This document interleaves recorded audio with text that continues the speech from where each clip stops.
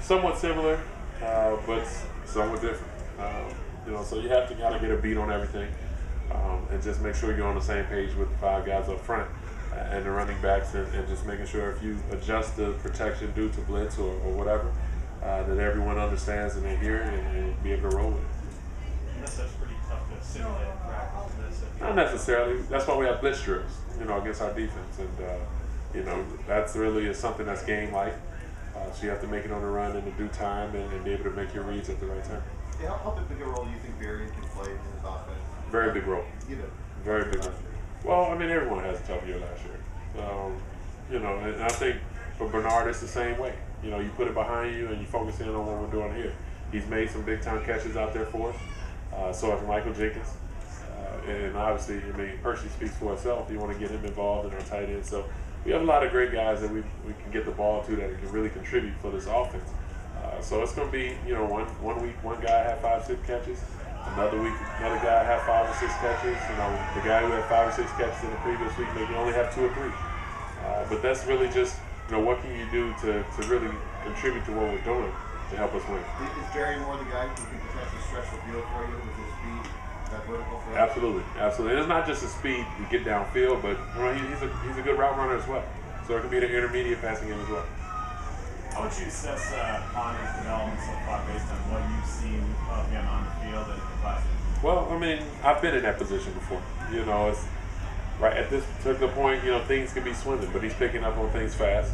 He's a smart kid.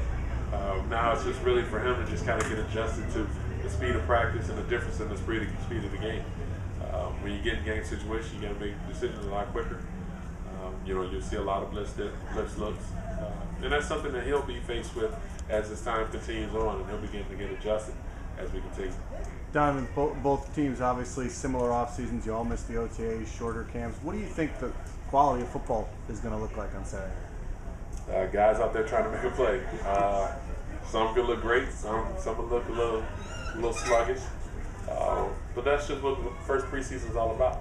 The first preseason is all about seeing a new jersey, new helmet, new guys out there, seeing different defense, and just being prepared for whatever you may be faced with. But I think teams are looking forward to this opportunity because they've been waiting for it. Guys spend together in the offseason of working and going through simulated practices and timing with routes and things of that nature, just to get ready go through this preseason and ready for the regular season. Time for a couple more. Donovan, a couple of different camps that you have been in, how would you rate the fans, the city? Just from where you've been in the past.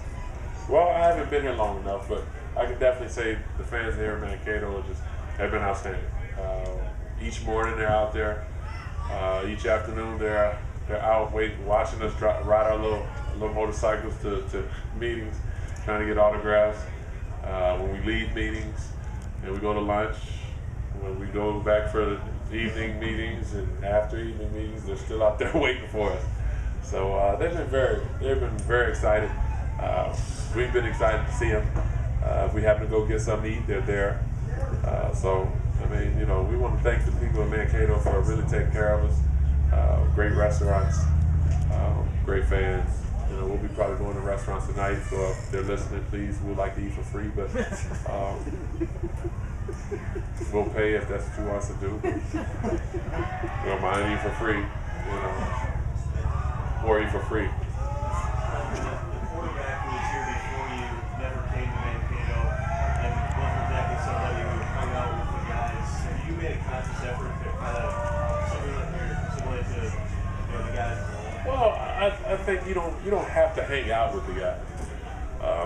When you're in the facility or when you're in the dorms, he didn't come up here, but when you're in the facility, you can hang out with the guys in the facility, in the cafeteria, whatever it may be, in the classroom, spend time after practice with those guys. Brett was a little older than everyone. You gotta remember, some of these guys were born in late 80s, early 90s. At that time, I'm the old man now at this point. That's how they look at me. While I was in college, some of them were in 7th and 8th grade. So, I don't expect to hang out with all these guys anyway. I got a family of my own. But we'll spend some time together.